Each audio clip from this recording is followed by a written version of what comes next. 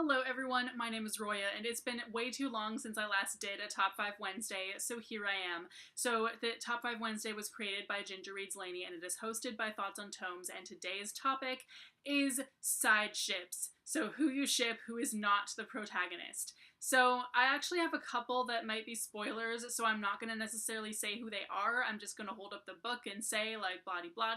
So number 5 is the Diabolic, and I'm not going to say who I'm shipping because it does involve a protagonist and a side character, basically. And I really like this ship. There was no lead up to it at all. It just suddenly turned out that one of them had feelings for the other one. And so in that sense, I don't think it's queer baiting necessarily, because it is two people of the same gender, and I don't necessarily think it's queer baiting just because there was no like lead up to it. Like queer baiting is kind of like, oh, are these people gonna get together or not, and then having it not be, and having them end up with a straight person or whatever. And basically, like that's not what goes on in this at all. It's kind of just like there is no lead up to it at all, and it really is kind of like I really did not see it coming whatsoever. I did not think that that person had feelings for the other person at all. Number 4, I'm not going to say who it is either, but that is in Wonder Woman Warbreaker by Leigh Bardugo, and basically since this book is not out yet, I just don't want to say anything that might be a spoiler, but basically there is a side ship in here that I thought was pretty rad.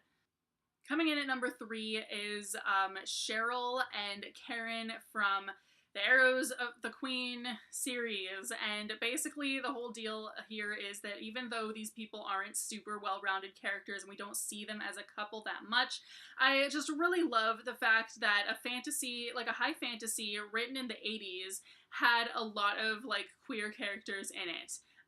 Like half the women in this were queer, and that made me really happy. And so like even just the fact that one of them was in a relationship with a woman like made me really happy. So then when it turned out that these two are pretty much a couple, then I was like, oh, that's really awesome. So I just thought that was really cool. Coming in at number 2 is Peri and Mariam, I think her name is, from Equal of the Sun by Anita Amirzvani, and this is a historical fiction about a princess in ancient Persia but it is told through the perspective of her friend who is a eunuch, and basically, so they're basically both main characters, but the ship that goes on is between Peri and a side character who we barely see. She's in a relationship with a servant lady.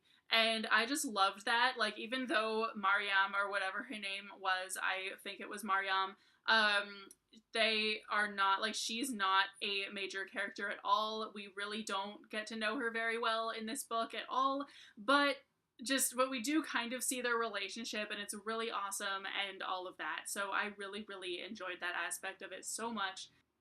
Coming in at number 1 is Éowyn and Faramir from Lord of the Rings. They are seriously one of my favorite side ships pretty much ever. They're not even really a side ship in the books that much, but in the movies, they don't even have a thing at all. Like they have no scenes together, nothing. So when I read the books, I was really bummed that the movie did not include anything about that whatsoever, and that made me really sad, but oh well. We have the books for that, I guess. Like, they are just both so badass together, and I just love them as a couple so much.